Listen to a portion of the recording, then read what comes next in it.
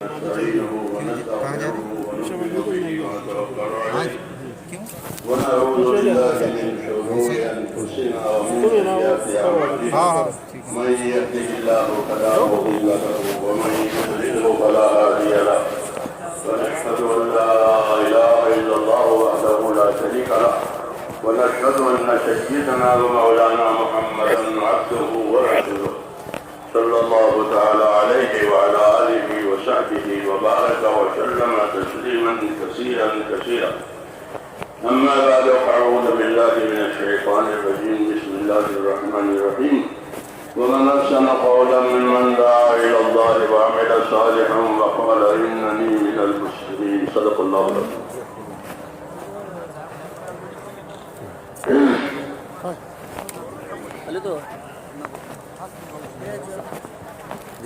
میرے بزرگوں اور پیارے بھائیوں، آپ تعالیٰ شان ہو آپ کے جمع ہونے کو قبول فرمائے. مسلسل آپ حضرات ماشاءاللہ یہاں جمع ہیں، تمام مجلسوں میں شرکت فرمائی ہے آپ حضرات نے. اللہ تعالیٰ آپ کو اس کا بہترین بدلہ دے. وہ جو اصل مقصد ہے ان مجلسوں سے، اللہ تعالیٰ ہم سب کو وہ مقصد نصیب فرمائے.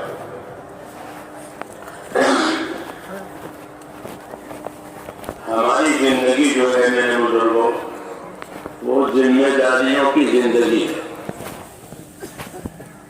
جانوروں کی زندگی کوئی ذمہ داری کی نہیں ہے، بلکہ اللہ نے جانوروں کو مختلف خدمتوں کے لیے پیدا کیا ہے. اس لیے ان کو ان خدمتوں کا پابند کر دیا ہے، مسخر کیا ہے. وہ دوسرا کام کر ہی نہیں سکتے. جی ہاں، کہ گھوڑے کے کام کے لیے پیدا کیا ہے. وہ آدمی کو اپنے پیٹ پر لے کر جائے گا. چوری کرے چور بھی گھوڑے کو اگر چوری کر کے لے جاتا ہو تو گھوڑا کچھ نہیں کہے گا. جی ہاں، چور ہے اور گھوڑا چوری کر کے لے جا رہا ہے. کیوں؟ کہ گھوڑا اس کے لیے مسخر ہے کہ تیرے اوپر جو بھی سواری کرے اس سوار کو لے کے جانا. اس کو تسخیر کہتے ہیں. یعنی اللہ نے ان کو اس کا پابند کر دیا ہے. اب چاہے کوئی غلط کرے کوئی صحیح کرے وہ جانے، گھوڑا بہرحال اپنے سوار کو لے کر جائے گا. اسی لیے آپ جب سوار ہوتے ہیں تو یہ دعا پڑھتے ہیں، سبحان الذی سخر لنا ھذا وما كنا له مقرنین وإنا إلی ربنا لمنقلبون. یہ مسنون دعا ہے کہ جب سواری پر سوار ہو تو یہ دعا پڑھا کرو. یہ آیت کریمہ ہے. اس کا مطلب یہ ہے کہ وہ خدا بہت پاک ذات ہے جس نے ہمارے لیے اس کو کام میں لگا دیا. ہاں، کہ وہ ہمارا کام کر رہا ہے، انکار نہیں کر سکتا، پابند ہو گیا. جی ہاں، سبحان الذی سخر لنا ھذا. پاک ہے وہ پروردگار کہ جس نے اس کو ہمارے قابو میں کر دیا، ورنہ ہم اس کو قابو نہیں کر سکتے. ہاں، ایک لات مارے آدمی مر جائے. گھوڑا ایک ہی لات میں کاٹ لے تو بری حالت ہو جائے. گھوڑا بری طرح کاٹتا بھی ہے لیکن وہ کاٹتا نہیں ہے، وہ لات نہیں مارتا. لگام پہننا ہو تو لگام پہن لے گا. سواری کا ارادہ کرو تو آپ کو لے کے چلے گا. اس کو تسخیر کہتے ہیں کہ اللہ تعالیٰ نے ان خدمتوں کے لیے ان مخلوق کو پابند کر دیا ہے. گھوڑا ہو، ہاتھی ہو، کوئی بھی جانور ہو، کوئی بھی لوہا ہو، لکڑا ہو، وہ آپ کا کام کرے گا. لکڑا چھیلو گے چھل جائے گا، کاٹو گے تو کٹ جائے گا. کوئی چیز انکار نہیں کرے گی. یہ ایک احسان کیا ہے اللہ نے ہمارے اوپر کہ ہر چیز کو ہمارے کام کا، ہماری خدمت کا، ہماری ضرورت کا پابند کر دیا. تو یہ احسان ہم پر جتایا ہے. سخر لکم ما فی الارض جمیعا. ایک آیت میں یہ ہے کہ سخر لکم ما فی الارض جمیعا، زمین کی تمام چیزوں کو تمہارا پابند کر کے، تمہاری خدمت کا پابند کر. اور ایک آیت میں سخر لکم ما فی السماوات والارض، زمین آسمان کی تمام چیزوں کو تمہارا پابند کیا ہے، فرشتوں کو پابند کیا ہے آپ کی حفاظت کے لیے. آپ کے نامہ اعمال لکھنے کے لیے، ہاں مختلف کاموں کے لیے فرشتوں کو پابند کر دیا ہے، حفاظت کے لیے پابند کیا ہے۔ فرشتے آپ کی حفاظت کرتے ہیں، چھوٹے بچوں کی حفاظت کرتے ہیں۔ جی ہاں، کہ اگر فرشتے حفاظت نہ کریں تو شیاطین انسان کو اچک لیں۔ جی ہاں، تو آسمانوں کی، زمینوں کی مخلوق کو اللہ نے ہماری خدمت کے لیے پابند کر دیا۔ زمین آسمان پابند ہے، ہوا آگ پابند ہے، یہاں تک کہ ہمارے اعضاء اور جوارح پابند ہیں۔ کوئی انکار نہیں کرے گا۔ جی ہاں، چوری کرنے کے لیے کوئی ہاتھ بڑھائے تو ہاتھ بڑھ جائے گا، سلام مسافر کے لیے ہاتھ بڑھائے تو ہاتھ بڑھ جائے گا، ہاتھ نہیں کہے گا، انکار نہیں کرے گا، پابند ہے۔ یہ سب سے بڑا احسان ہے کہ ساری چیزوں کو ہمارا پابند کیا۔ تو کیا سب چیزوں کو اللہ نے ہمارا پابند کیا تو ہم روٹی کمائیں اور کھائیں بس؟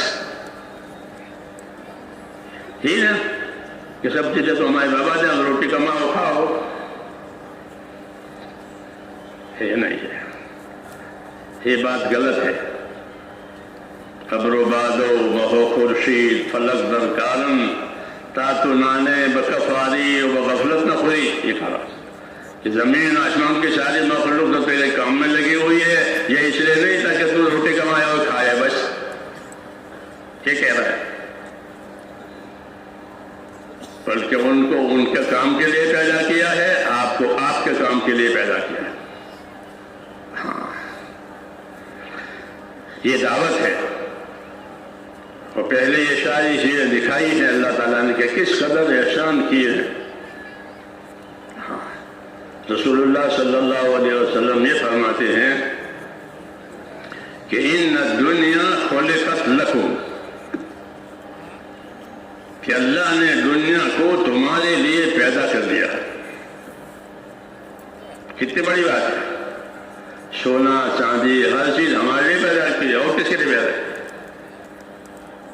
اور کوئی مخلوق نہیں ہے استعمال کرنے والی، فائدہ اٹھانے والی، یہی لوگ بنی آدم ہیں کہ اللہ نے تمام تمہارے لیے اس کو کام میں لگا دیا۔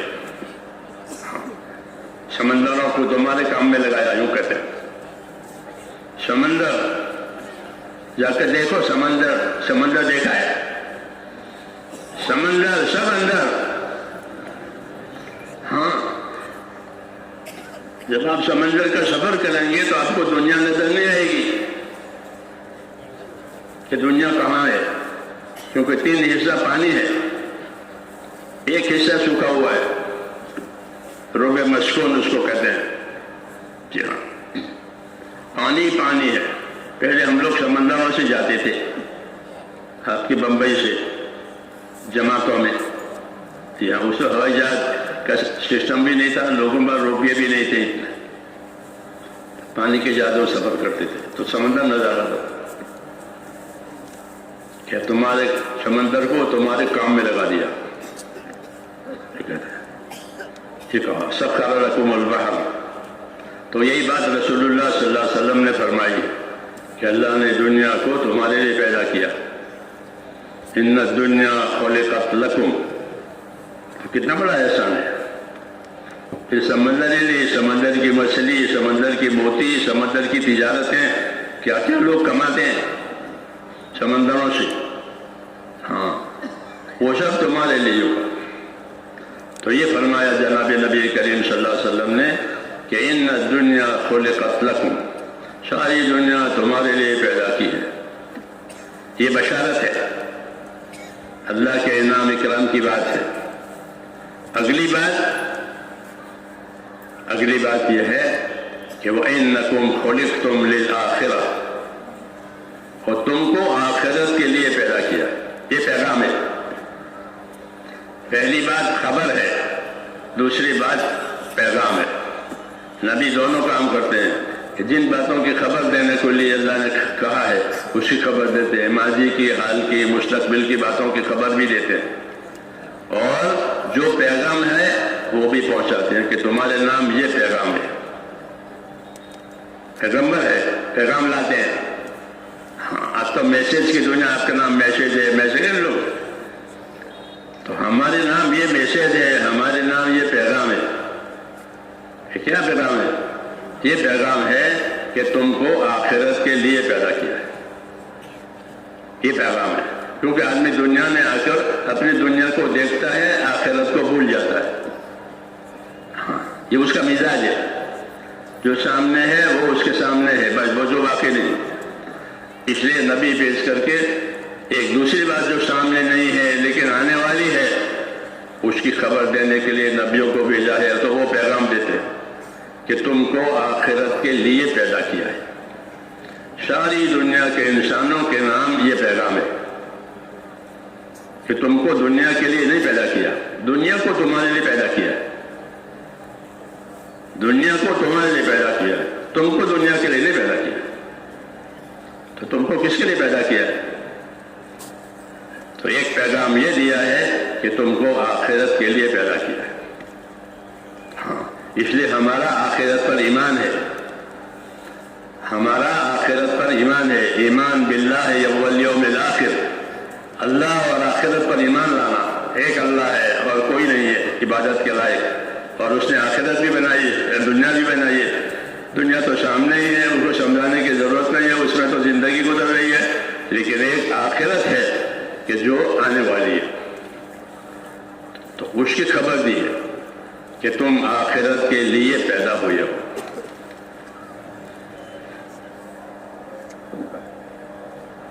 گرمی لگ رہی ہے۔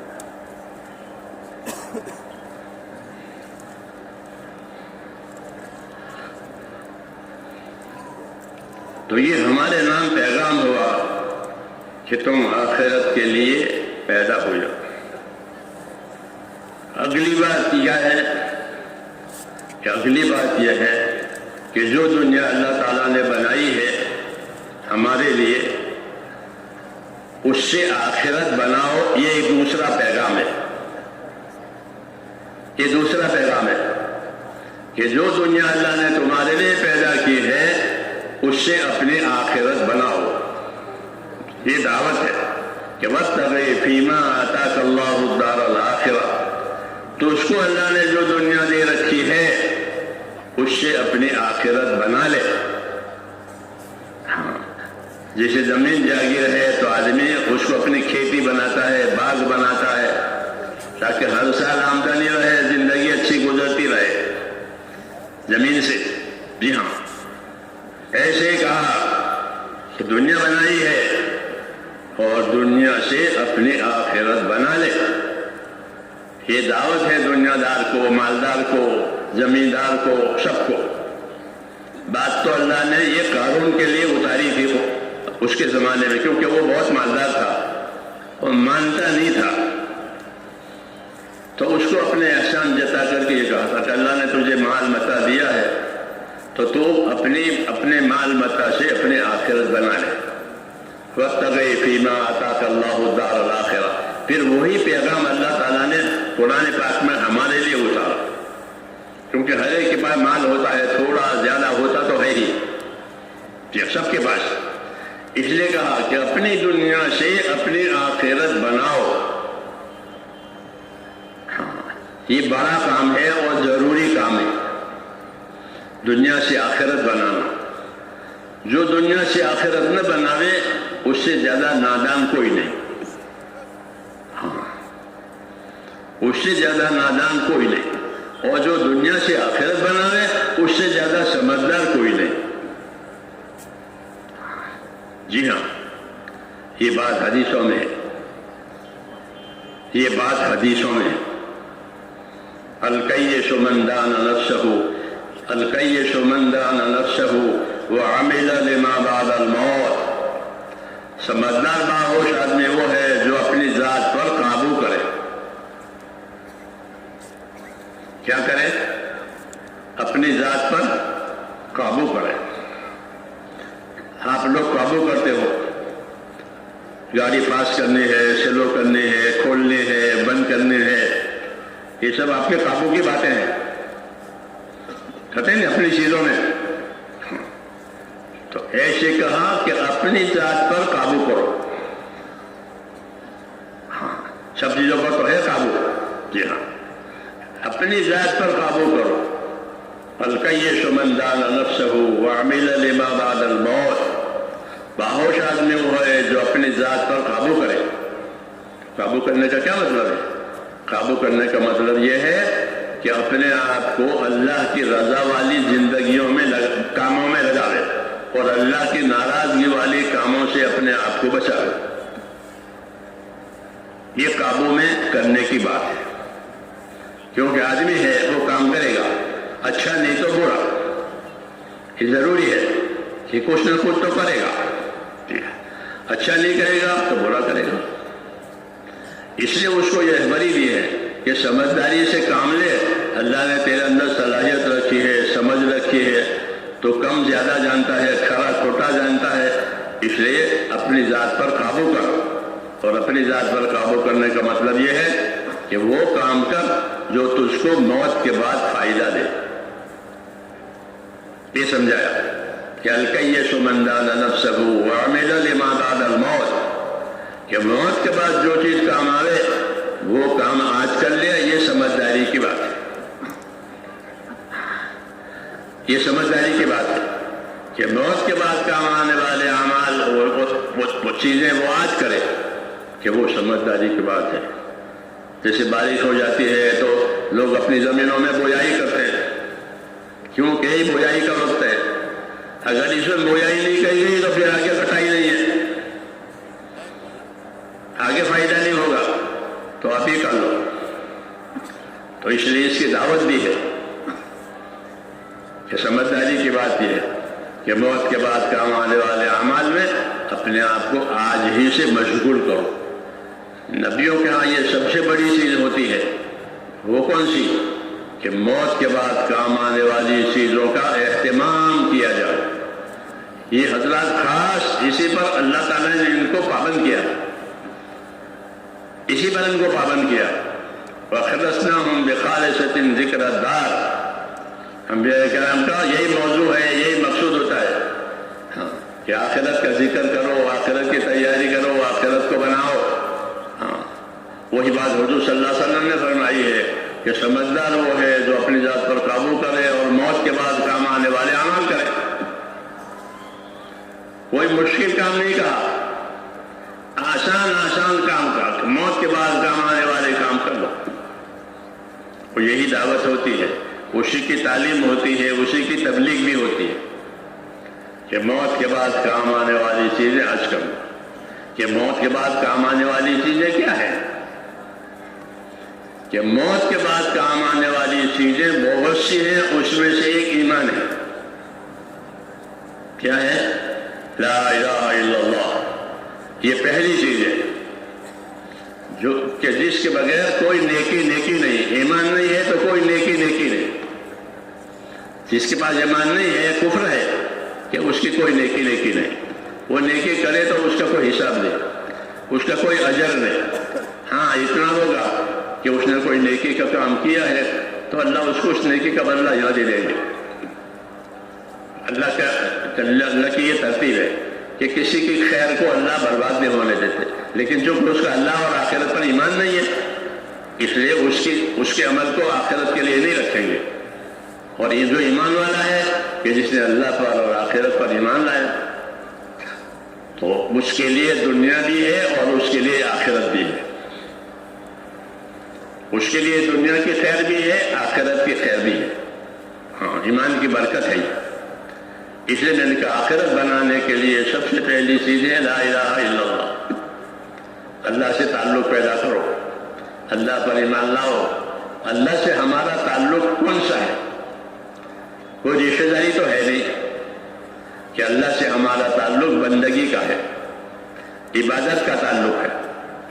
ہاں عبادت کا تعلق ہے. جناتوں کو اور انسانوں کو اللہ نے اپنی عبادت کا تعلق دیا ہے. جی ہاں ورنہ اللہ کی کسی سے کوئی رشتہ داری نہیں ہے، اللہ اکیلا ہے، فرد لا ند لہ، اللہ ایک ہی اکیلا ہے۔ ہاں اپنے بندوں سے تعلق کے لیے اس نے راہیں کھولی ہے۔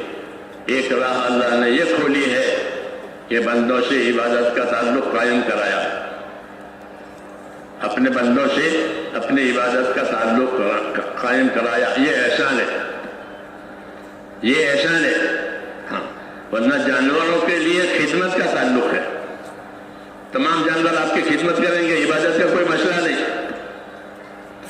آپ کے لیے عبادت ہے کہ اللہ کے حضور میں حاضر ہو جاؤ، اللہ سے مانگو، اللہ کے سامنے جھکو، اللہ کے لیے مال لگاؤ، پھر یہ تمام چیزیں اللہ جوڑ کر کے وہ تمہیں اللہ اس کا بدلہ دے گا۔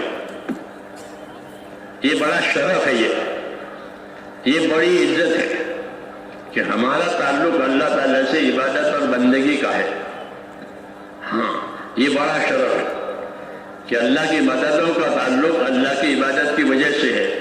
جو عبادت کرے گا اس کو مدد ملے گی، جو عبادت کرے گا اس کو مدد ملے گی۔ ایاک نعبد و ایاک نستعین، یہ کہ آپ کی عبادت کریں گے آپ سے مدد لیں گے، آپ کی عبادت کریں گے آپ سے مدد لیں گے۔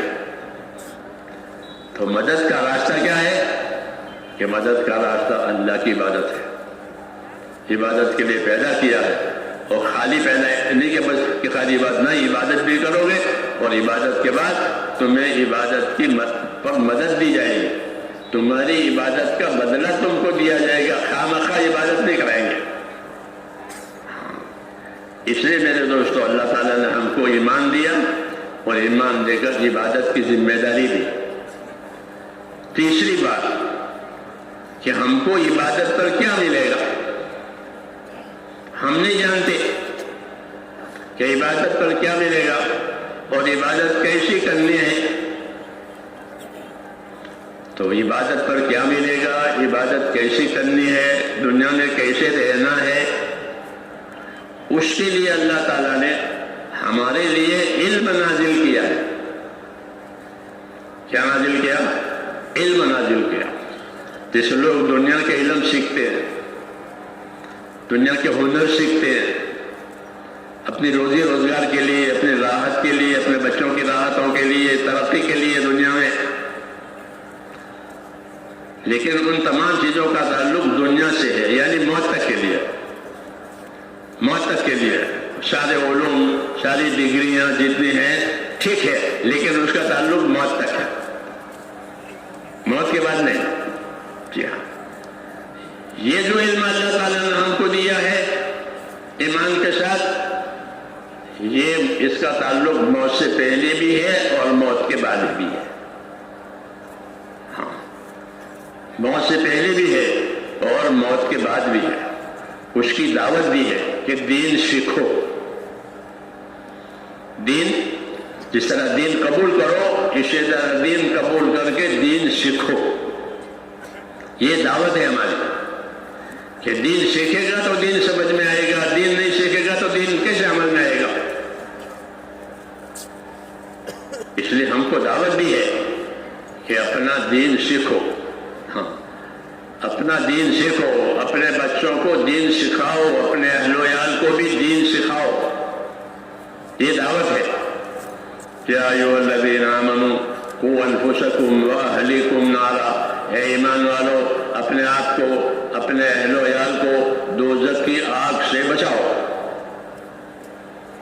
یہ فرمایا اپنے آپ کو، اپنے اہل و عیال کو دوزخ کی آگ سے بچاؤ۔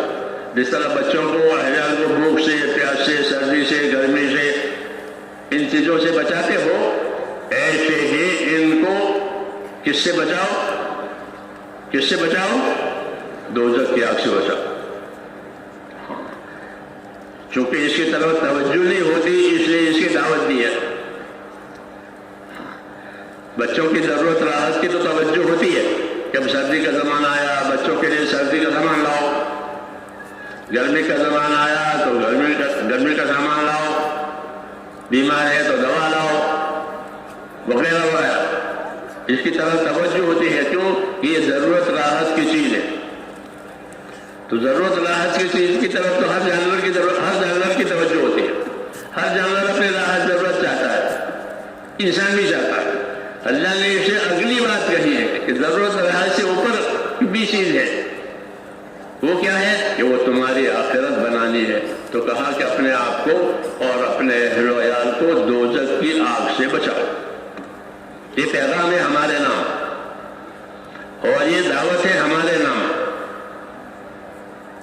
تو دوزخ کی آگ تو ہم نے دیکھی نہیں ہے، کیسے بچائیں گے؟ کوئی دیکھی ہو تو بھائی دیکھو یہ سانپ ہے، سانپ ہے، اسے بچو، لیکن جب دوزخ کی آگ کو دیکھا ہی نہیں ہے تو کیسے بچائیں گے؟ اور حکم ہے کہ اپنے آپ کو، گھر والوں کو دوزخ سے بچاؤ۔ تو حضرت علی رضی اللہ تعالیٰ عنہ اس آیت کا مطلب بتاتے تھے کہ دوزخ کی آگ سے بچانے کا کیا مطلب ہے۔ فرماتے تھے کہ دوزخ کی آگ سے بچانے کا مطلب یہ ہے کہ اپنے آپ کو، اپنے اہل و عیال کو دین سکھاؤ۔ یہ مطلب ہے آگ سے بچانے کا، کہ ان کے پاس دین ہوگا تو یہ دوزخ کی آگ سے بچ جائیں گے، دین نہیں ہوگا تو مسئلہ مشکل ہو جائے گا۔ ہاں، تو قوا انفسکم کی تفسیر حضرت علی نے یہ کی ہے کہ اپنے آپ کو، اپنے اہل و عیال کو دوزخ کی آگ سے بچاؤ، یعنی ان کو دین سکھاؤ۔ ہاں، کہ اللہ نے ہم کو دین کے لیے پیدا کیا ہے، آخرت کے لیے پیدا کیا ہے، دین کے لیے پیدا کیا ہے۔ اس لیے ہماری پہلی ذمہ داری میرے دوستو یہ ہے کہ ہمارے اندر دین آوے، اور دین میں پہلا نمبر ایمان کا ہے، لا الہ الا اللہ۔ ہاں، یہ ایمان ہے، یہ ایمان کا کلمہ ہے، یہ ایمان کا بول ہے، اور اونچا بول ہے، لا الہ الا اللہ۔ تمام نبیوں کی زبان پر یہ بول آیا ہے، اور انہوں نے اپنے اپنے امتوں کو یہی سکھایا ہے، لا الہ الا اللہ۔ کہ لوگوں لا الہ الا اللہ کہو، کامیاب ہو جاؤ گے۔ یہ بڑا کلمہ ہے، بڑا بول ہے۔ تو یہ جس طرح بول ہے تو ہر بول کی ذمہ داری ہوتی ہے، ہاں، اور ہر بول کی محنت ہوتی ہے، ہر بول کی ذمہ داری ہوتی ہے، ہر بول کی محنت ہوتی ہے۔ جب ذمہ داری سے وہ محنت پوری کی جائے گی تو اس بول کا فائدہ ہوگا، قاعدہ ہی بات۔ جیسے دکان ایک بول ہے، دکان کیا ہے؟ ایک بول۔ ہاں، اس دکان کی ایک محنت ہے، جب اس کی محنت ہوگی تو اس کا فائدہ ہوگا۔ زمینداری، کھیتی ایک محنت ہے، وہ ایک بول ہے، اس کی محنت ہوگی تو اس کا فائدہ ہوگا۔ ایسے کلمہ بھی، یہ کلمہ ہے اور کلمہ اپنی محنت کے ساتھ ہے۔ حدیثوں میں ہے کہ لا تزال لا الہ الا اللہ تنفع من قالها وترد عنهم العذاب والنقمہ ما لم يستخفوا بحقها، کہ یہ لا الہ الا اللہ برابر اپنے پڑھنے والے کو، اپنے ماننے والے کو نفع دیتا رہے گا، مصیبتوں کو، بلاؤں کو، آفتوں کو دور کرتا رہے گا۔ تو اس کا نفع بتایا بول کا، کہ یہ کلمہ برابر فائدہ دیتا رہے گا، نفع دیتا رہے گا اپنے پڑھنے والے کو، اپنے ماننے والے کو۔ شرط یہ ہے کہ اس کا حق ادا کرتے رہے، یہ شرط ہے کہ اس کا حق ادا کیا جائے۔ ہاں، جب اس کا حق ادا ہوگا تو اس کا نفع ہوگا، اس کا حق نہیں ادا ہوگا تو اس کا نفع نہیں ہوگا۔ سمجھ میں آئی بات؟ یہ تبلیغ سمجھائی جا رہی ہے کہ کلمے کا کیا فائدہ ہے، نماز کا کیا فائدہ ہے، اچھے اخلاق کا کیا فائدہ ہے۔ یہ تبلیغ میں ہوتا ہے کلمے کا فائدہ، کہ کلمے کا نفع کب ملے گا؟ کہ یہ کلمہ بلاؤں کو، مصیبتوں کو دور کرے گا، ذلتوں کو دور کر کے عزت دلائے گا، اسباب میں برکت آئے گی، اور دعاؤں میں قبولیت آئے گی۔ یہ سب اس کا اثر ہے۔ کب؟ جب کہ لوگ اس کا حق ادا کریں۔ کہ اس کا حق کیا ہے، اس کلمے کا کیا حق ہے؟ کہ اس کلمے کا حق یہ ہے کہ جب دنیا میں اللہ تعالیٰ کی نافرمانیاں ہو رہی ہوں، اللہ کی بات کو چھوڑا جا رہا ہو، ایسے وقت میں اللہ کی باتوں کا چرچا کرنا، اللہ کی باتوں کو زندہ کرنا، اللہ کی باتوں کا محنت پر کرنا، یہ اس کلمے کا کا مقصد ہے. جب یہ مقصد ہوگا تو یہ کلمہ فائدہ دے گا، اور یہ نہیں ہے تو یہ کلمہ بغیر فائدے کے ان کے پاس رہے گا. تو کلمے کا حق بتایا کہ کرنے کی وجہ سے جو ذمہ داریاں آئیں وہ ذمہ داری پوری کی جائے. تو کلمے کی وجہ سے میرے دوستو ایک ذمہ داری یہ آتی ہے کہ اللہ کی عبادت اور اللہ کی اطاعت کی جائے. ہاں، ایک ہی اللہ ہے، اسی کی عبادت کی جائے گی، اس کی اطاعت کی جائے گی. عبادت کے طریقے مخصوص ہے اسلام میں: نماز، روزہ، زکوٰۃ، حج، ذکر، تلاوت، توبہ، استغفار. یہ طریقے، یہ عبادت کے طریقے اس کا تعلق صرف اللہ کے ساتھ ہی ہوگا. اس کو عبادت کہتے ہیں. نماز اللہ ہی کے لیے پڑھی جائے گی، ہاں، اور صحیح پڑھی جائے گی. زکوٰۃ اللہ ہی کے لی جائے گی اور پوری دی جائے گی. روزے بھی رکھے جائیں گے، وہ صحیح رکھے جائیں گے. حج کیا جائے گا، ذکر کیا جائے گا. یہ سب اللہ کی عبادتیں کہلاتی ہیں.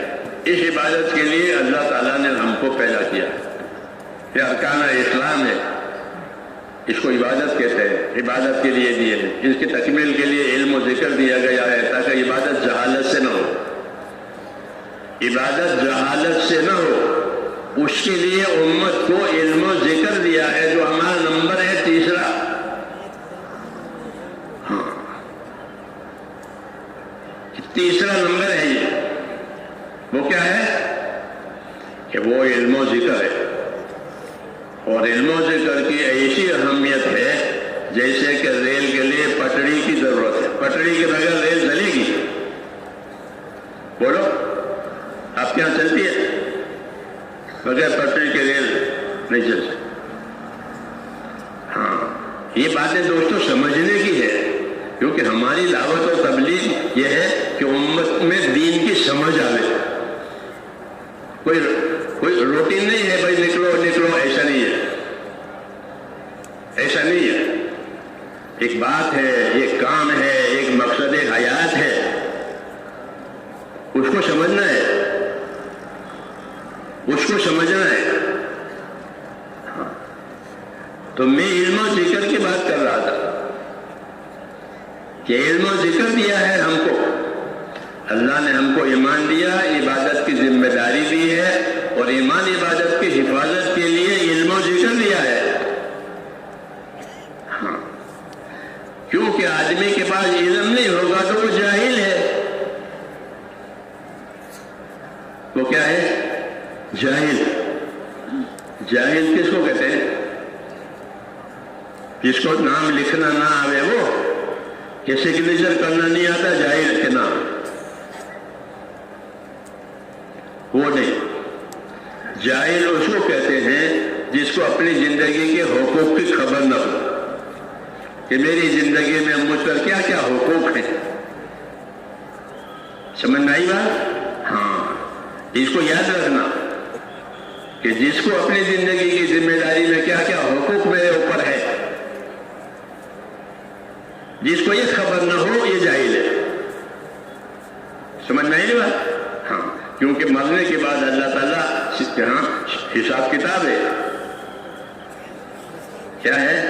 حساب کتاب. ہاں، کہ زندگی میں کتنے حقوق ادا کیے، کتنے حقوق ادا نہیں ہوئے. کیونکہ دنیا کو اللہ نے دارالحقوق بنایا ہے کہ یہ دنیا حقوق ادا کرنے کی جگہ ہے، آخرت بدلہ پانے کی جگہ ہے.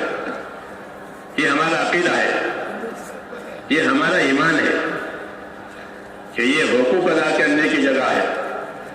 اور اس میں سب سے پہلا حق اللہ کا ہے. اللہ اول ہے، اللہ سے پہلے کوئی نہیں. اللہم انت الاول فلیس قبلک شیء. اللہ اول ہے اور اس کا حق سب سے پہلا ہے، اول ہونے کی وجہ سے. تو اللہ کا کیا حق ہے؟ اللہ کا کیا حق ہے؟ یہ جاننا ضروری ہے. حضرت معاذ بن جبل رضی اللہ عنہ مشہور صحابی ہے. ہاں، بڑے حلال حرام کے جاننے والے صحابی. تو معاذ بن جبل سے پوچھا، معاذ آپ کو معلوم ہے اللہ کا کیا حق ہے؟ یہ پوچھا. انہوں نے کہا مجھے نہیں معلوم. پوچھا یہ تھا ادھر کہ ان کو بتانا ہے، بتا کر پوچھ کے پھر بتاتے ہیں، یہ تبلیغ کہلاتی ہے. ہاں کہ پوچھ کے بتاؤ، سکھاؤ، سمجھاؤ، یہ سب تبلیغ ہے. تو پوچھا کہ تم جانتے ہو؟ کہ میں نہیں جانتا. اللہ کا کیا حق ہے؟ ہاں اللہ بڑے ہیں، ان کا کیا حق ہے؟ تو ان کے پوچھنے کی وجہ سے جو جواب ملا وہ ہم کو بھی ملا. ہاں انہوں نے کہا میں نہیں جانتا، آپ بتائیں گے. تو ان کی برکت سے ہم کو بھی وہ ملا. آپ نے فرمایا اللہ کا حق یہ ہے کہ اسی کی عبادت کی جائے گی، اس کے ساتھ کسی کو شریک نہیں کیا جائے گا. لا الہ الا اللہ، ایک اللہ ہے، اسی کی عبادت. تو میں نے کہا دنیا دارالحقوق ہے، اس کی یہ مثال ہے کہ یہاں حقوق کی تعلیم دی جائے گی، یہاں حقوق سنے جائیں گے، پوچھے جائیں گے، سیکھے جائیں گے تو زندگی کامیاب ہوگی. اور اگر یہ نہیں ہے تو پھر حقوق پائمال ہوں گے، حقوق برباد ہوں گے اور زندگی مصیبت ہوگی. اس لیے اللہ تعالیٰ رسولوں کو بھیجتے تھے جی ہاں، تاکہ لوگوں کو زندگی کے حقوق بتائیں کہ اللہ کا کیا حق ہے، دوسروں کا کیا حق ہے، آدمی کا اپنی ذات کا آدمی پر کیا حق ہے. سمجھ میں آ رہی بات؟ میری ذات کا مجھ پر کیا حق ہے، آپ کی ذات کا آپ پر کیا حق ہے، بتاؤ. تو نہیں معلوم ہے، نہیں معلوم ہے کہ میری ذات کا مجھ پر کیا حق ہے. تو ہم کو سکھایا ہے کہ تیری ذات کا تجھ پر کیا حق ہے،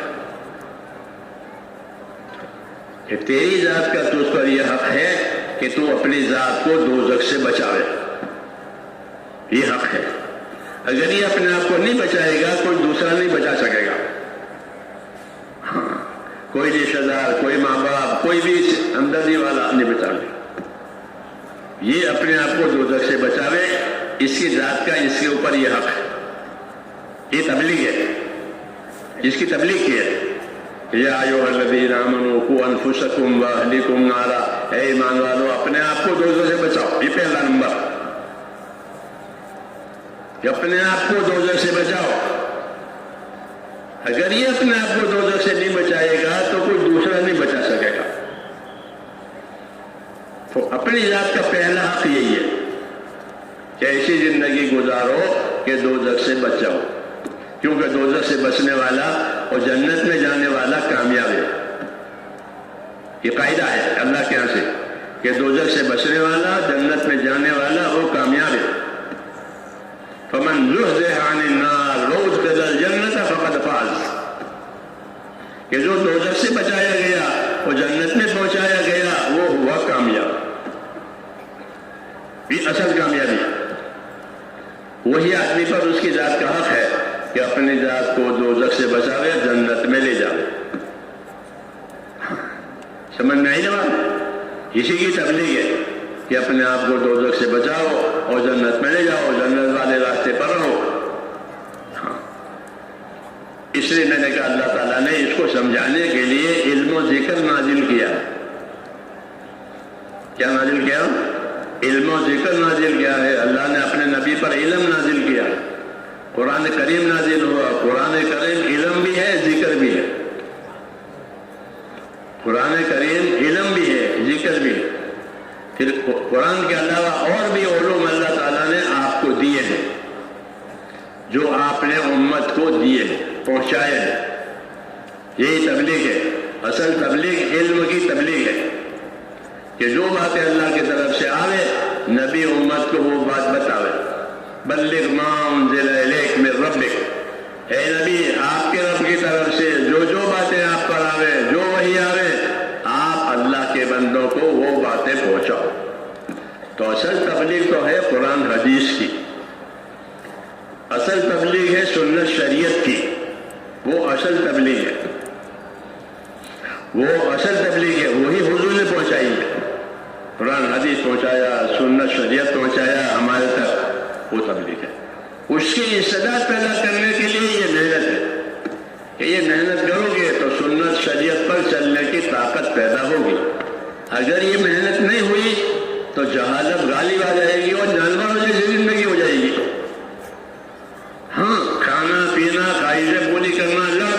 یہ جانوروں کا کام ہے. کھانا پینا، خواہشیں پوری کرنا اور لڑنا، اتنے کام جانور کرتے ہیں. اگر زندگی میں دین نہیں ہوا تو انسان کی زندگی میں بھی یہ بات آ جائے گی. اور اللہ تعالیٰ مہربان ہے اپنے بندوں پر کہ یہ زندگی نہ آئے جانوروں والی، بلکہ فرشتوں والی زندگی آئے، نبیوں والی زندگی آئے، نورانی زندگی آئے. اس لیے ہم کو اللہ تعالیٰ نے میرے دوستوں دین دیا، علم و ذکر دیا اور اس کی دعوت دی کہ اس کو سیکھو. اور پھر سیکھنے پر کیا ملے گا، سکھانے پر کیا ملے گا، اس کے پہنچانے پر کیا ملے گا، اس کے ثواب اور اس کی برکتیں بتائیے. سیکھو اور دوسروں کو سکھاؤ، پہنچاؤ. اگر سیکھ کر پہنچایا ہے اور دوسروں نے تم سے سیکھا ہے پھر تو تمہارے ثواب کی کوئی حد ہی نہیں ہے. جی ہاں، تبلیغ میں جو ثواب ملتا ہے سیکھ کر سکھانے کی وجہ سے وہ بے حد ہے. ایک آدمی اپنی ذاتی طور پر عمل کرے اور ایک آدمی سیکھے بھی، سکھاوے بھی، اس کی تبلیغ بھی کرے تو اس کا ثواب بڑھ جاتا ہے. بڑھ اس لیے جاتا ہے کہ اس کو اپنے عمل کا بھی ثواب ملے گا اور جن جن لوگوں کو اس نے عمل پر ڈالا ہے، اللہ کا قاعدہ ہے کہ جن جن لوگوں کو آپ عمل پر ڈالو گے، دعوت دے کر، سکھا کر، وہ جتنا کام کریں گے اتنا ثواب آپ کو بھی ملے گا. اس امت پر یہ انعام ہے، اللہ کی حکمت ہے. اور حکمت کی بات یہ سمجھ میں آتی ہے کہ چونکہ ہماری عمریں تھوڑی تھوڑی ہیں، اس امت کی عمریں تھوڑی، بس 60-70 تک اس امت کی عمریں ہیں. مابین 60 الی 70، اس میں اکثر نمٹ جاتے ہیں 60-70 میں. بعد اسے پہلے بھی جل دیتے ہیں، 50-60 میں بھی جل دیتے ہیں. تو عمریں ہماری چھوٹی ہے 60-70. وَأَقَلُّهُمْ مُتَجَاوِزُونَ، اس سے آگے بڑھنے والے تھوڑے ہوتے ہیں، ورنہ 60-70-50-55 میں چل دیتے ہیں. تو عمریں تھوڑی ہے اور کام زیادہ ہے. اپنی ضرورت بھی پوری کرنی ہے، بال بچوں کو بھی دیکھنا ہے، دوسرے لوگوں کو بھی دیکھنا ہے. اس لیے ہمارے لیے اللہ تعالیٰ نے یہ راستہ رکھا کہ تم خود عمل کرو گے اس کا ملے گا. جس کو دعوت دو گے اور دعوت دینے کی وجہ سے وہ جو عمل کرے گا اس کا ثواب بھی ملے گا. اور پھر وہ جس کو جتنا سکھائے گا اتنا حصہ تمہیں بھی ملتا ہی رہے گا، تو قیامت تک ملتا رہے گا. تو عمریں تھوڑی اور کام ایسا کیا کہ اس کا ثواب ملتا رہے گا. ایک دفعہ مولوی محمد صاحب مرحوم اللہ ان کو گھری کے رحمت کرے، مجھے کہنے لگے کہ ہم حج میں تھے، حاجیوں میں محنت ہوتی ہے ہمارے ملک میں، آپ جانتے ہیں اس کو، کہ میں نے وہاں حج میں سے ایک پوسٹ کارڈ لکھا جو ہمارے پوسٹ میں پوسٹ کارڈ، اور ایک ساتھی گھر جا رہے تھے اس کو دیا کہ یہ وہاں جا کے ڈال دینا ڈاک میں، تاکہ جس کے پاس جانا ہے بولا. اس خط میں یہ لکھا ہوا تھا کہ حاجیوں میں کام کی ضرورت ہے، اس لیے کچھ لوگوں کو تیار کر کے یہاں بھیجو مکہ معظمہ میں. وہ موقع تھا حج کا کہ حج کے لیے عمرے کے لیے بھیجو. تو وہ پوسٹ کارڈ گیا، جس کے پاس پہنچا تھا اس نے اس پر عمل کیا. تو مجھے اچھی طرح یاد نہیں، تقریباً 30 آدمی گئے ایک پوسٹ کارڈ پر، ایک پوسٹ کارڈ پر 30 آدمی گئے. تو 30 آدمیوں کو تو ان کا اپنا ثواب ملے گا، حج کا، عمرے کا، حج میں محنت کرنے کا. اور جس نے پوسٹ کارڈ لکھ کر ان کو بلایا ہے ان کو ان سب کے برابر ملے گا. جی ہاں، یہ انعام ہے اس امت کے ساتھ خاص.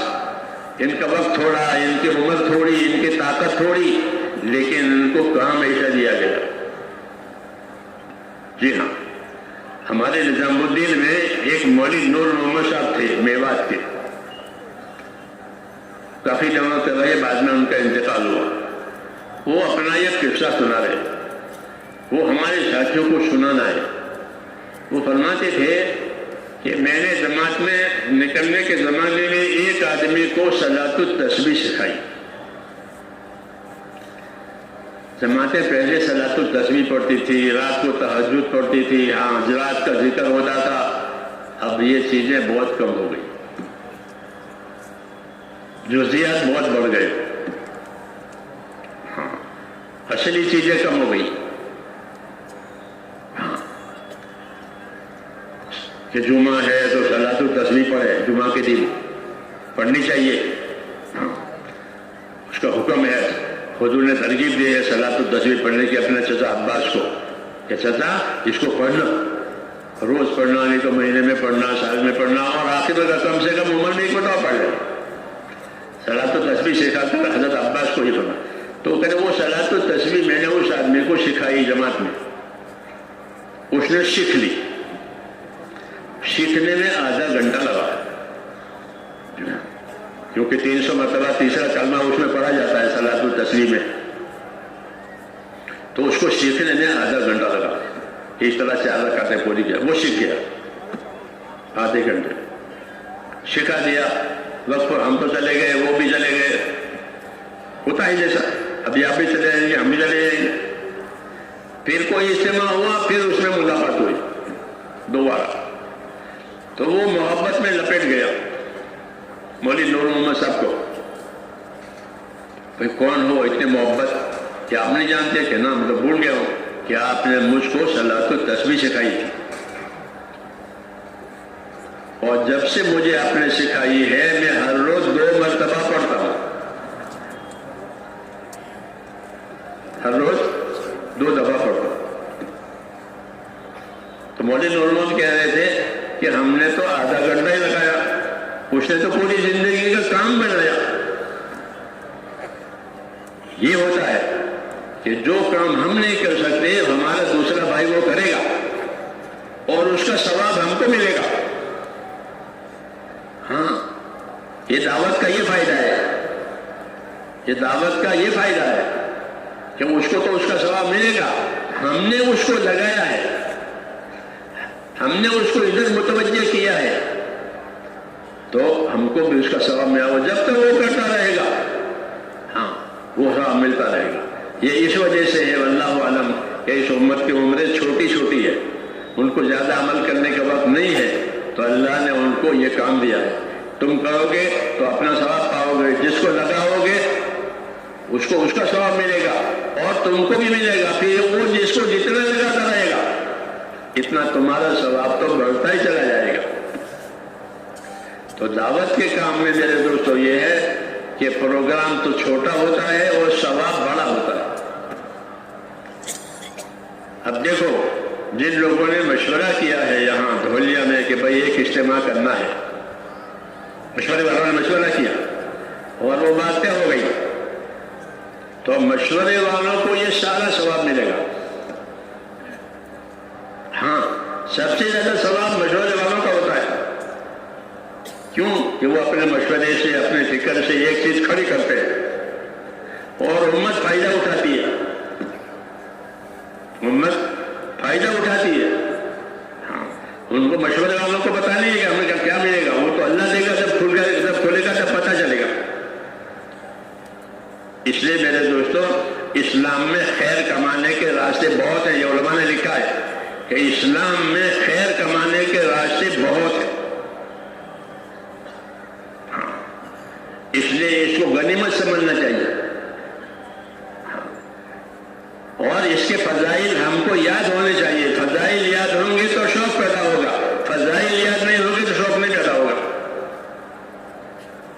یہاں جس کو کسی چیز کی قیمت ہی نہیں معلوم ہے تو وہ اس کو برباد کرے گا، اور جس کو اس کی قیمت معلوم ہے تو وہ حفاظت کرے گا. جی ہاں بچے کو کسی چیز کی قیمت معلوم ہوتی ہے وہ گھر کی چیز برباد کرتا ہے، ماں باپ کو کم ہوتا ہے کہ اسے برباد کر دیا. جی ہاں تو عمل برباد ہوتا ہے اس وجہ سے کہ ہمارے پاس اس کے فضائل نہیں ہیں. ہم کو فضائل کا علم دیا گیا ہے، تمام نبیوں کو فضائل کا علم دیا گیا تاکہ وہ اپنے امت کو بتائے کہ ان کو اللہ کیا دیں گے. آج ہم اس سے بے خبر ہیں، اس لیے عمل کا اہتمام نہیں ہے، عمل کی فکر بھی نہیں ہے، عمل میں لذت بھی نہیں ہے.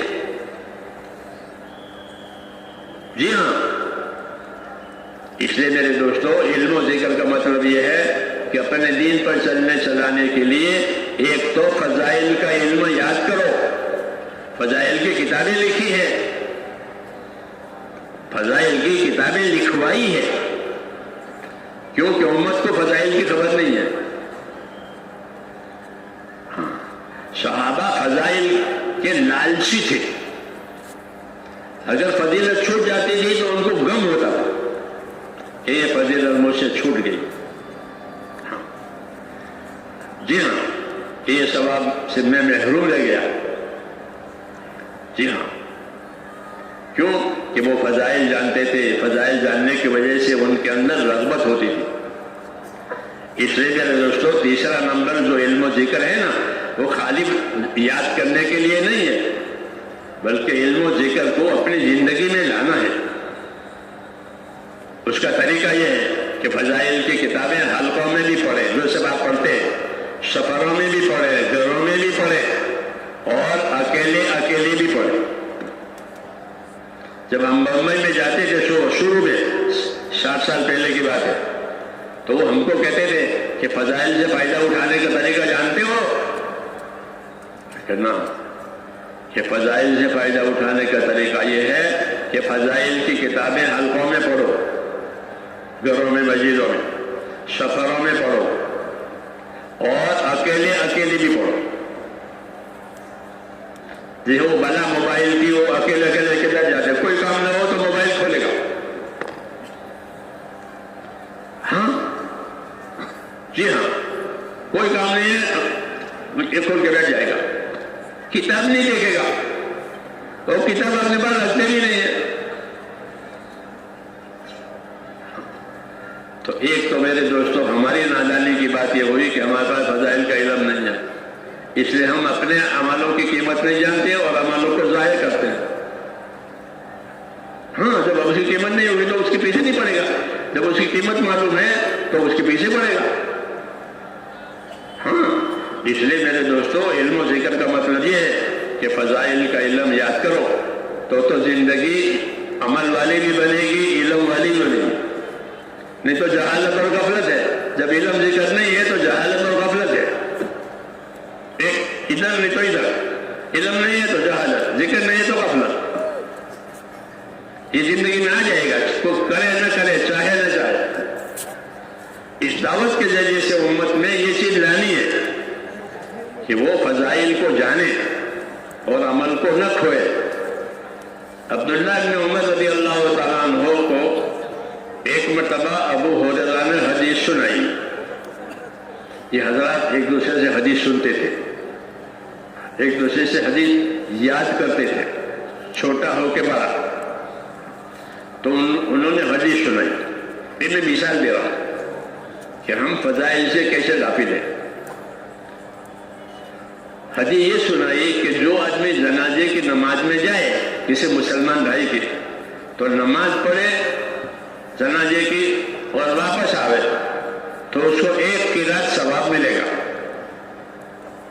1 قرات ہوتا ہے احد پہاڑ کے برابر.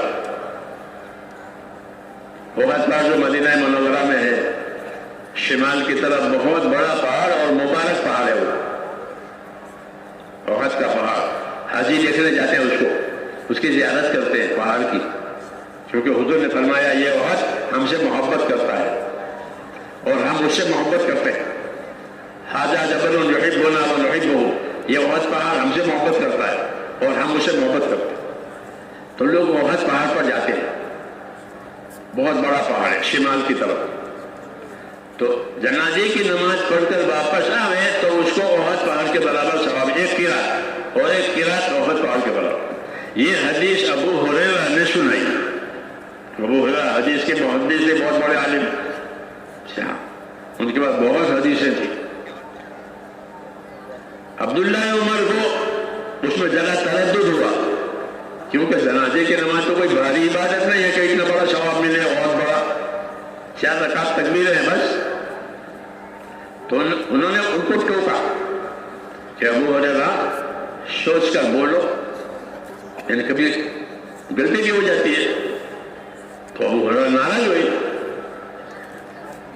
وہ ناراض ہوئے, ان کو یہ بات اچھی لگی کہ کیا میں غلط بات کہتا ہوں, حضور صلی اللہ علیہ وسلم کی حدیث نقل کرتا ہوں, تو ناراض ہوئی اور ناراض ہو کر عائشہ صدیقہ کے پاس گئے رضی اللہ عنہ.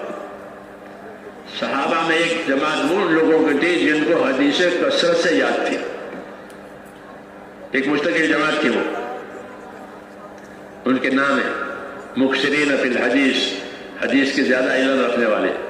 تو انہوں نے عائشہ صدیقہ دیے, تو ان کے پاس گئے ابو ہریرہ کہ ام المومنین وہ قرات والی حدیث کہ میت کے دفن کرنے پر ایک قرات ثواب ملتا, نماز پڑھنے پر ایک قرات ثواب ملتا ہے, وہ حدیث انہوں نے فرمایا بالکل ٹھیک ہے,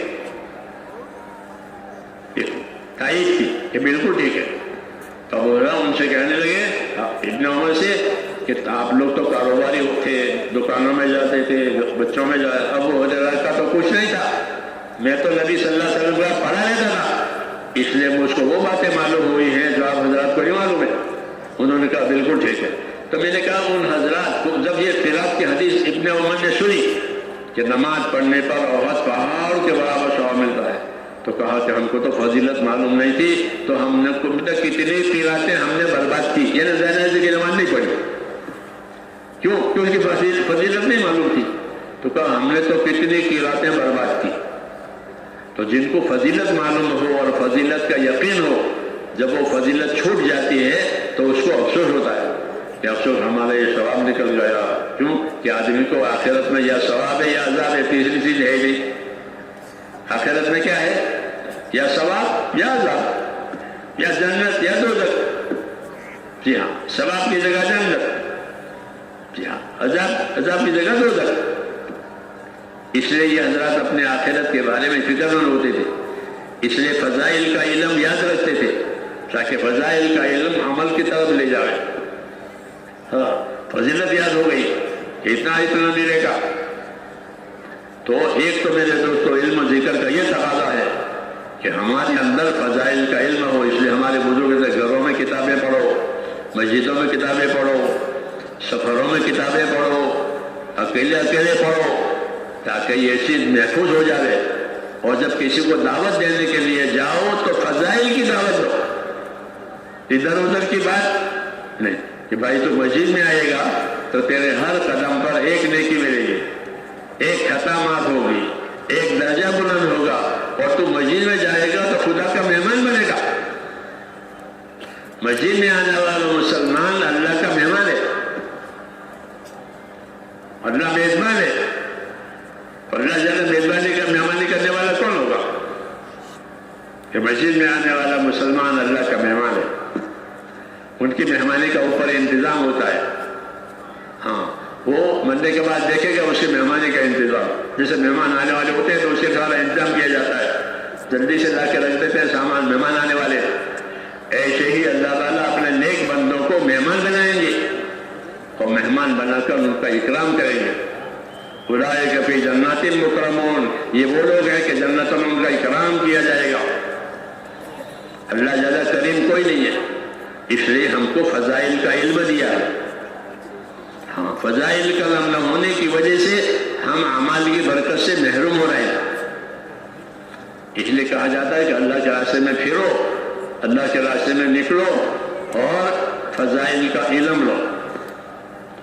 مسائل کا علم علماء سے پوچھو, مسائل کا علم علماء سے پوچھو.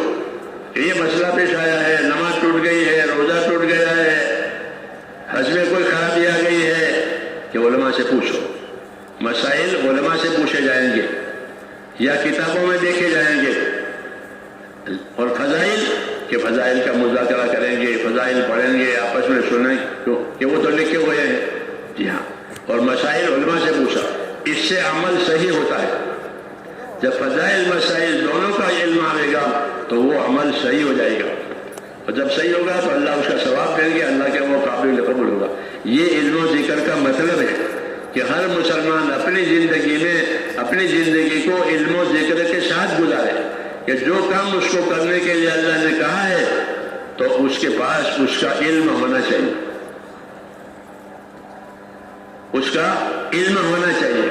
اس کی فضیلت کا علم ہوگا تو شوق ہوگا, اس کے طریقے کا علم ہوگا تو وہ عمل صحیح ہوگا. یہ تبلیغ ہے. خالی نکلنا مقصود نہیں ہے، بلکہ نکلنے کے اندر یہ شعور پیدا کرنا ہے کہ میری زندگی علم و ذکر والی ہو. کپڑا پہنے تو کپڑا پہننے کا طریقہ، کپڑا اتارے تو کپڑا اتارنے کا طریقہ. ہاں، نیا کپڑا پہنے تو کیا پڑے، پرانا کپڑا، یہ سب چیزیں بتائی گئی ہے. کیوں کہ ہماری تو ضرورتیں ایسی ہیں کہ ہم کو ضرورتوں کے پورا کرنے کے طریقے بتائے ہیں، تو ہم کو ضرورتوں میں بھی ثواب ملتا ہے، ضرورتوں میں بھی ثواب ملتا ہے. جی ہاں، اس لیے میرے دوستوں تیسرا نمبر جو ہے اس میں بڑی کمی ہے ہماری زندگیوں میں. اس کی وجہ سے ہماری دعوت کے وہ اثرات نہیں ظاہر ہو رہے ہیں جو ہونے چاہیے. مولانا الیاس صاحب رحمۃ اللہ علیہ فرماتے تھے کہ اگر یہ کام صحیح طریقے سے چلا جیسا کہ ہونا چاہیے تو 700 سال پہلے کا اسلام آئے گا. 700 سال پہلے مسلمانوں میں جو دینی زندگی تھی، ایمان والی، اعمال والی، اخلاق والی، تقوی طہارت والی، وہ زندگی ان میں آئے گی. اتنی ترقی ہوگی اپنی دینداری میں کہ 700 سال پہلے کا اسلام آئے گا. ایسے پابند لوگ ہو جائیں گے. اتنی طاقت ہے اس کام میں، اس کام میں اتنی طاقت ہے. زندگیوں کو بدلنے کی، گنہگاروں کو توبہ ملنے کی، قربانی دینے کی طاقت پیدا ہو جاتی ہے اس کام کے ذریعے سے. تو کہتے ہیں اگر یہ کام صحیح چلا تو 700 سال پہلے مسلمانوں میں جو دینداری تھی، پابندی تھی، سچائی تھی، وہ آئے گی. جی ہاں، اتنی طاقت ہے کام کے اندر. اس لیے میرے بھائیوں اس کام کی اہمیت کو بھی سمجھنا ہے، اس کی فضیلت کو بھی سمجھنا ہے، اس کو اپنی زندگی کا کام بنانا ہے. کیا بنانا ہے کہ اس کو اپنی زندگی کا کام بناؤ اور اپنی زندگی کو علم و ذکر پر لاؤ. جیسے دنیا کے کاموں کو سیکھتے ہو، اپنے بچوں کو سکھاتے ہو، ہاں، اور اس کی ترقی کے لیے ڈگریاں لیتے ہو، ٹھیک ہے، وہ غلط نہیں ہے. تو جس طرح 4 روز کی زندگی کے لیے یہ کرتے ہیں، اصلی زندگی کے لیے یہ کرنا ہے. ہماری زندگی ایمان والی، عبادت والی، علم و ذکر والی، جہالت والی نہیں، غفلت والی نہیں. ہماری زندگی علم و ذکر والی کہ جو کام ہم کریں اس کا ہم کو علم ہو کہ اس میں خدا کا کیا حکم ہے، اس میں نبی کا کیا طریقہ ہے. ہاں، یہی علم ہے کہ جو کام کرو یہ دیکھو کہ اس میں اللہ کا کیا حکم ہے، اس میں نبی نے کیا طریقہ بتایا ہے. جی ہاں، تو اس کی وجہ سے ساری زندگی علم و ذکر پر آئے گی. جیسے پٹڑی پر ریل آ گئی تو پٹڑی پر ریل آ گئی تو کوئی خطرہ ہی نہیں ہے، اور پٹڑی سے اتر گئی تو ڈھیر ہو جائے گی کہ پٹڑی سے اتر گئی. تو علم و ذکر کی اہمیت ہے. اس نقل و حرکت کے ذریعے سے حضور صلی اللہ علیہ وسلم والا علم، آپ کے طریقے، آپ کی سنتیں لوگوں میں جاری کرنی ہے. اس لیے جو جماعت میں نکلے وہ سیکھ کر آئے، سیکھ کر آئے، قرآن سیکھے، نماز سیکھے، سنتیں سیکھے، آداب سیکھے. کیوں کہ یہ چلتا پھرتا مدرسہ ہے. یہ کیا ہے؟ چلتا پھرتا مدرسہ. صحابہ کے زمانے میں سیکھنے کا یہی طریقہ تھا کہ لوگ صحبتوں سے سیکھتے تھے.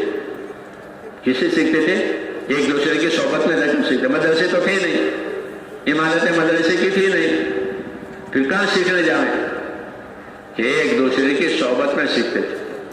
ایک دوسرے کے پاس جاتے تھے، اللہ کے راستے میں نکلتے تھے، نکلتے زمانے پوچھتے تھے، یاد کرتے تھے، سیکھتے تھے اور سکھاتے تھے، سیکھنے کی دعوت دیتے تھے.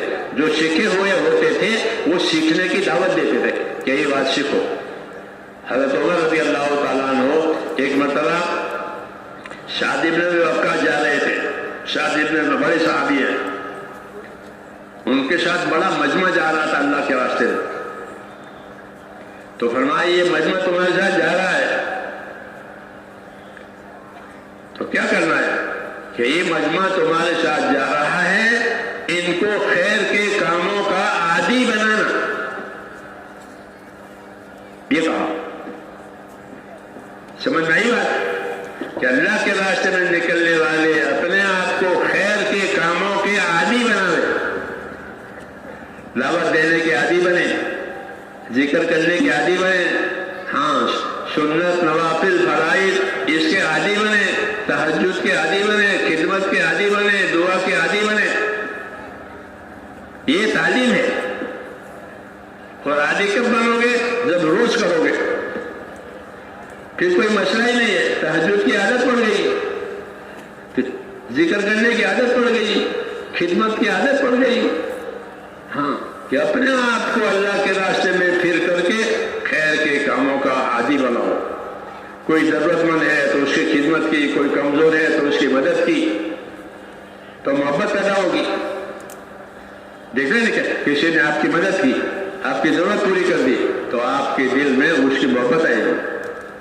تو محبت پیدا کرنے کا بھی یہ ذریعہ ہے کہ ایک آدمی کا ذہن ہے کہ وہ ہم سے مخالف ہے، تو ہم تو مخالفت نہیں کریں گے، وہ مخالفت کرے تو ہم کیا کریں گے کہ اس کی مخالفت کے جواب میں حضور نے فرمایا احسان کرو. وہ مخالفت کرے تو احسان کرو. تو ایک جماعت تھی، وہ کہیں جا رہی تھی. ایک وکیل صاحب تھے، وہ اپنے گاڑی میں جا رہے تھے، لیکن گاڑی اسٹارٹ نہیں ہو رہی تھی. فجر کا وقت تھا، جماعتیں فجر پڑھ کر کے جا رہی تھی، اپنی فجر پڑھ کر. وہ بیچارے اپنے گاڑی کے اسٹارٹ کرنے میں پریشان تھے، مشکل میں. جماعت نے دیکھا کہ گاڑی اسٹارٹ نہیں ہو رہی ہے، تو ان کا آپ اسٹارٹ کرو، ہم پیچھے سے دھکا دے رہے ہیں. کوئی پہچان نہیں، ویسے کہتے مسلمان ہے، وکیل صاحب ہے، کہ آپ اسٹارٹ کرو، ہم پیچھے دھکا دیتے ہیں. تو جماعت نے دھکا دیا، گاڑی اسٹارٹ ہو گئی. وکیل پہلے سے جماعت کے مخالف تھے. یہ باتیں پتہ چلا کہ میں جماعت کے لوگوں کو پسند نہیں کرتا تھا. مجھے نہیں معلوم جماعت والوں کا یہ طریقہ ہوتا ہے کہ پریشان کی پریشانی میں مدد کرے، کہ ہاں دکھی کے دکھ میں مدد کرے، ہاں خدمت کرے، کہ ہاں یہ تو ہمارا خدمت کا تو نمبر ہے، چوتھا نمبر خدمت کا ہی ہے ہمارے ہاتھوں. ہمارے ہاتھوں چوتھا نمبر خدمت کرنے کا، احسان کرنے کا نمبر ہے. تو ان کے دماغ سے تبلیغ کی مخالفت نکل گئی، ورنہ وہ وکیل ہو کر انہیں مخالف ہوتے. کیا گاڑی کو دھکا دیا، سمجھ نہیں بات. یہ کام ہے ان الحسنات یذھبن السیئات، نیکیاں برائیوں کو اڑا دیتی ہے، نیکیوں سے برائیاں ختم ہو جاتی ہے. تو دل دماغ برائیوں سے صاف ہو جاتے ہیں، تعلقات برائیوں سے صاف ہو جاتے ہیں. جی ہاں، کیوں کہ اس کام میں یہ بھی ہے کہ ایک دوسرے کی مدد کرو، اخلاص کے ساتھ کرو، اللہ کے لیے کرو، اور کوئی غرض نہیں ہے. خدمت کرنی ہے، عبادت بھی کرنی ہے، خدمت بھی کرنی ہے. کیوں کہ ہمارا بھائی ہے، ہمارا بھائی ہے. اگرچہ وہ مخالف مگر ہے تو بھائی. ہاں یہ چیز آج سے نہیں ہے، حضرت علی کے زمانے سے چلی ہے. لوگوں نے حضرت علی کی خلافت کے زمانے میں حضرت علی کی مخالفت کی. ہاں حالانکہ خلیفہ ہے، لیکن تو حضرت فرماتے کہ اخواننا بغاورینا، ہمارے بھائی ہیں، ہمارے خلاف کر رہے ہیں، کیا کریں، بھائی ہیں. تو بھائی جانا تو ہم تو نہیں کاٹ سکتے، ہم تو بھائی رکھیں گے. اس سے میرے دوستوں دلوں کے اندر سے تنگی دور ہو جاتی ہے کہ بھائی ہمارا بھائی ہے، یہ ہمارا بھائی ہے، ہم اس کی بھلائی چاہیں گے. حکم بھی یہی ہے کہ ایک دوسرے کی بھلائی چاہو. یہ ہمارا چوتھا نمبر ہے. علم و ذکر تیسرا نمبر ہے کہ علم و ذکر کی وجہ سے حقوق قائم ہو جائیں گے صحیح، اور چوتھے نمبر کی وجہ سے تعلقات صحیح ہو جائیں گے.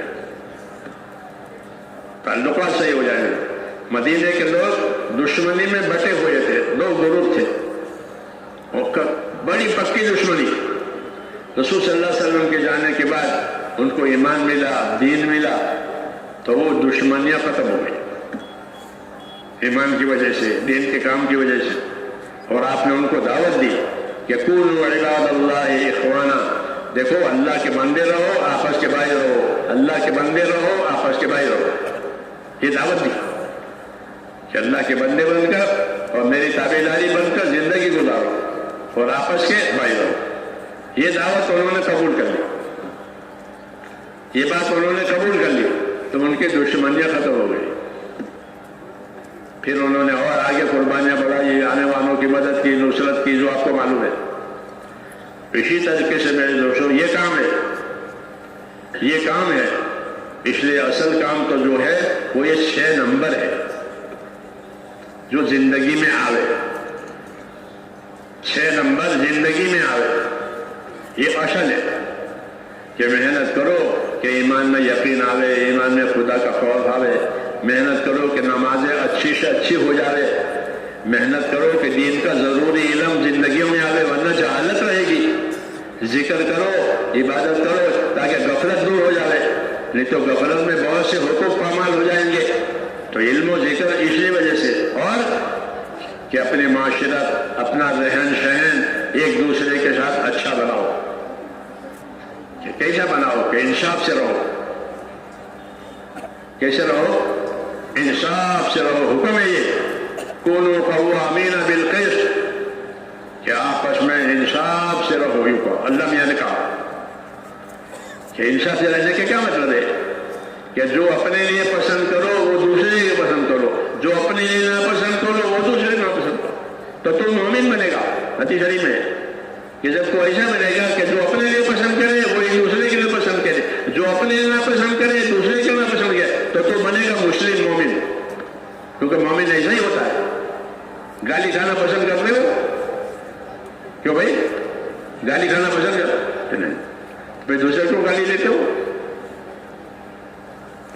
دعا پسند کرتے ہو؟ کوئی میرے لیے دعا مانگے، کہ اپنے لیے دعا پسند کرتے ہو، دوسروں کے لیے دعا مانگو۔ اپنے لیے دعا پسند کرتے ہو، دوسروں کے لیے بھی دعا مانگو۔ اس سے کیا ہوگا کہ زندگی کی خرابیاں دور ہو جائیں گی۔ کہ ہمارا چوتھا نمبر ہے کہ چوتھا نمبر میں انصاف ہے، احسان ہے، ایثار ہے۔ چوتھے نمبر میں کیا ہے؟ انصاف ہے۔ انصاف واجب ہے۔ جو اپنے لیے پسند کرو وہ دوسرے کو پسند کرو، جو اپنے لیے نہ پسند کرو وہ دوسرے کو پسند کرو۔ ہاں، اور اس سے آگے کہ احسان کرو، اپنی طرف سے ان کو فائدہ پہنچاؤ کہ میری ذات سے اس کو فائدہ پہنچے۔ کتے کو پانی پلانے والے عورت کو جنت مل گئی، کتے کو فائدہ پہنچایا، کتے کو فائدہ پہنچایا۔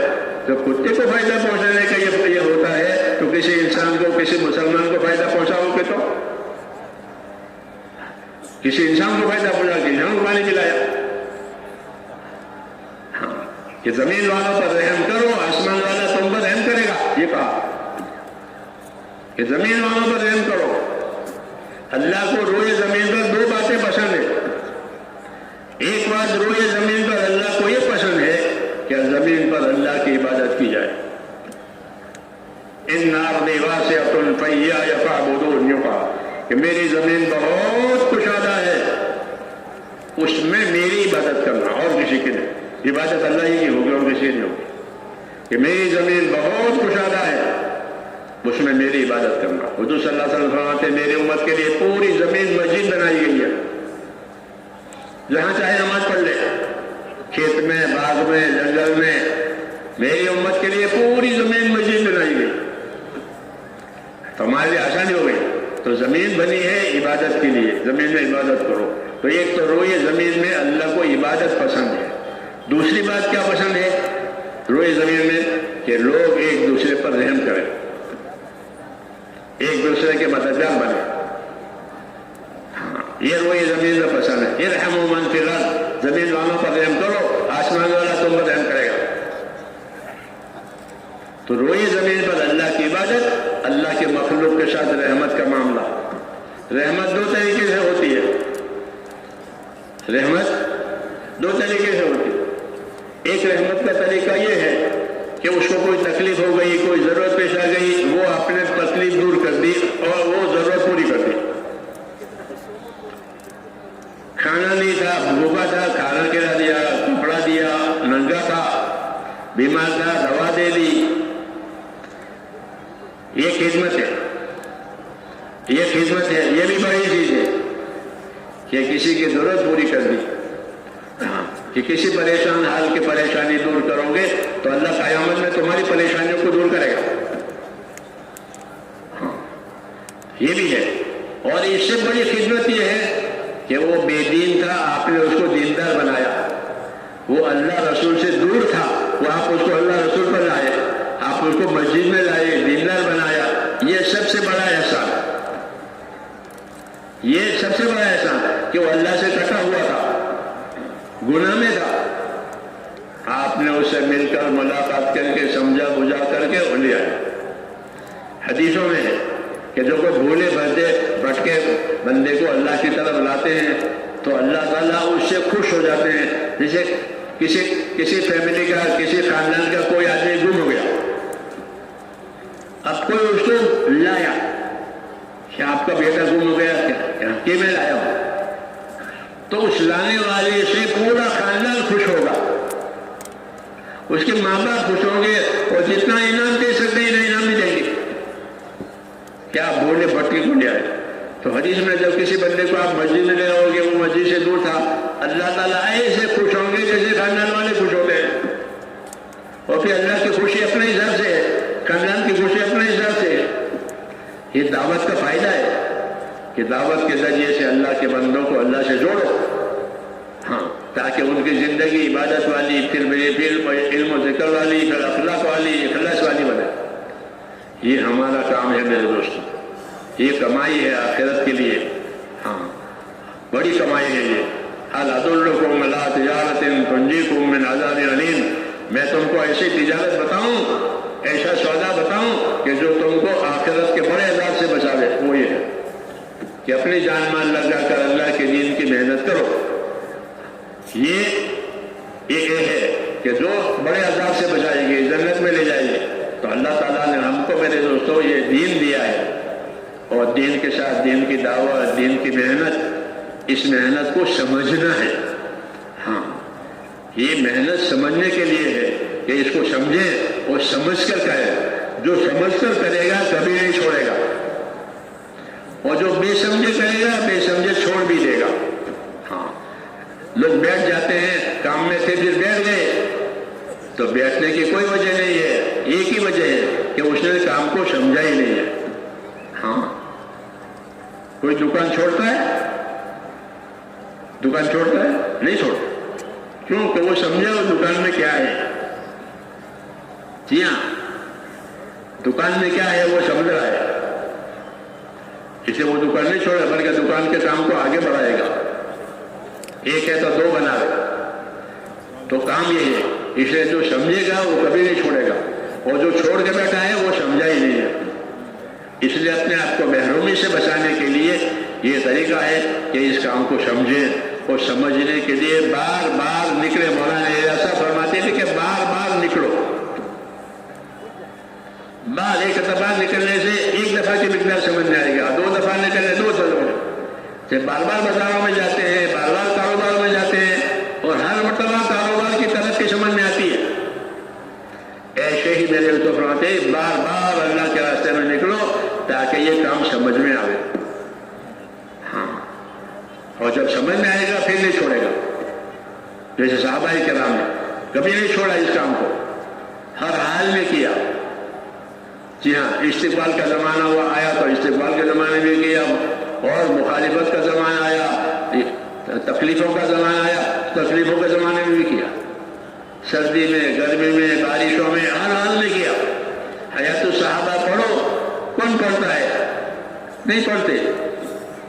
ہاں, اس لیے ہمارے سامنے کام کا نقشہ نہیں ہے کہ صحابہ نے کس کام کیا ہے, کہ سردیوں میں کام کیا ہے, گرمیوں میں کام کیا ہے. کہ کیسی سردی کہ گڑا کھود کر کے اندر بیٹھ جاتے تھے اور اوپر ڈال رکھتے تھے, کیونکہ اتنی سردی ہے کہ زمین پر رہ نہیں سکتے. حیات الصحابہ میں کہ اتنی سردی کا علاقہ تھا جہاں جب بھیجے گئے تھے تو, اور کوئی بچاؤ نہیں, تو زمین میں گڑا کھودا اور اندر بیٹھ گئے, اور اوپر سے اپنی ڈھال رکھ لی. کیونکہ زمین جب سردی کا زمانہ ہوتا ہے تو گرمی نیچے چلی جاتی ہے. جی ہاں, نیچے چلی جاتی ہے. کنویں کا پانی سردی میں گرم ہو جاتا ہے. جی ہاں, تو اس لیے گڑھا کھود کر اندر بیٹھتے ہیں. اتنی سردی کہیں نہیں دیکھی تھی. ایسی سردی تو سردیوں میں بھی کام کیا, گرمیوں میں بھی کام کیا. جی ہاں, ہر حال میں کام کیا. پھر اللہ نے حالات بدل دیے, اب راحتیں آ گئی, یعنی لوگ ماننے والے بن گئے, استقبال کرنے والے بن گئے, تو سہولتیں ہو گئی. تو آج بھی یہی بات کہ لوگ ماننے والے بنیں گے, قبول کرنے والے بنیں گے, تو ہم اپنی محنت کو کم نہ کریں بلکہ بڑھائیں. نبیوں کا یہی طریقہ ہے کہ جب کام میں آسانیاں آ گئے تو اپنا کام بڑھاؤ. یہ نہیں کہ پروموٹ کرنے والے ہو گئے, دوسروں کو چھوڑ دیا کہ نہ ایسا نہیں. اللہ نے آسانی کر دی تو اپنے کام کو اور بڑھاؤ.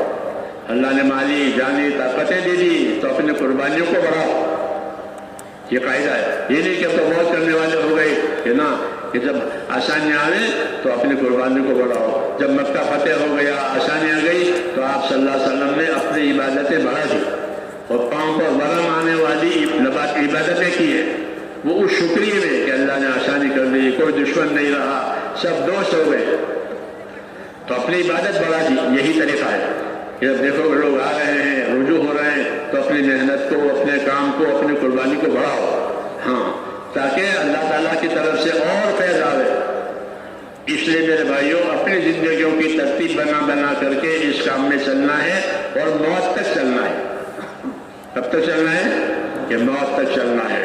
حضرت عمر فرماتے تھے کہ جیسی زندگی گزارو گے ویسے مرو گے, جیسے مرو گے ویسے اٹھو گے.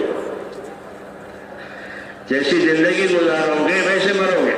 کما تحیون تموتون کما تموتون تبعثون.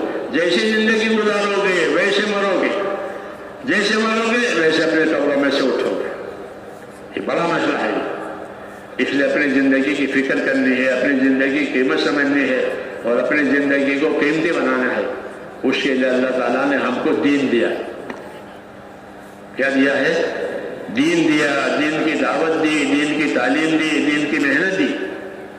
کہ اس دعوت, تعلیم, محنت کی وجہ سے ہمارے اندر دینداری آئے گی, ایمانوں میں قوت آئے گی, عبادت کا اہتمام ہوگا, دوسروں کے حقوق ادا کرنے کی فکر ہوگی, اپنے اندر صلاح اور تقویٰ پیدا کرنے کی فکر ہوگی. یہ مقصد ہے اپنی زندگی میں دین آنے کا کہ زندگی تقویٰ طہارت والی, زندگی پرہیزگاری والی بن جائے تاکہ اللہ کا حق بھی ادا ہو, مخلوق کا حق بھی ادا ہو. اس زندگی کو بنانے کے لیے کام ہے. اس لیے میرے دوستوں اس بات کے لیے کہا جاتا ہے کہ اس کام کے لیے اپنے آپ کو فارغ کریں اور اللہ کے راستے میں نکلیں. آپ نے ماشاءاللہ ان مذاکروں میں باتیں سنی ہیں. اب غرض یہ ہے کہ جن لوگوں نے اب تک ارادے نہیں کیے ہیں اور اب تک وہ سوچتے رہے ہیں, اب یہ ہماری مجلس پوری ہونے والی ہے, تو جنہوں نے اب تک بھی 4 مہینے کے ارادے نہیں کیے ہیں وہ 4 مہینوں کے لیے اپنے آپ کو تیار کریں اور بتانے کہ کون کون تیار ہے. اور جن لوگوں نے اپنے ارادے کے لیے ہیں وہ اپنی تیاری اور اہتمام میں رہیں. جی بتاؤ. فرما گئے یہاں سے نقد 4 مہینے کے لیے پہلے بولے. انشاءاللہ دوسرے وقت میں وقت لگانے کا بھی ارادہ کروائیں گے, لیکن اس وقت جو ہے نقد 4 مہینے کے لیے بولے. کھڑے رہ کے ہمت کریں. انشاءاللہ میں جاؤں گا نقد 4 مہینے. فرما بھائی بتاؤ. ہمت مردہ مدد خدا. جلدی جلدی ہمت کریں. مدد کرنے والی ذات اللہ کی. کیا نام؟ نام بولو. نام بولو. نام سید صاحب. بھائی ایک بات کی گزارش ہے پیچھے والے مجمع سے ہے. دیکھو اتنی دیر بیٹھ کر آپ نے اطمینان سے بات سنی ہے. بھائی اتنی دیر بیٹھ کر آپ نے اطمینان سے بات سنی ہے. اللہ کے دین میں تعاون کرنا چاہیے. اس وقت آپ کا تعاون یہی ہے کہ تھوڑی دیر اطمینان سے بیٹھ کر اللہ کی طرف متوجہ رہیں, بھی ارادے کریں, اپنے آس پاس والوں کی تشکیل بھی کریں. فرمائیں کیا نام؟ اور فرمائیں.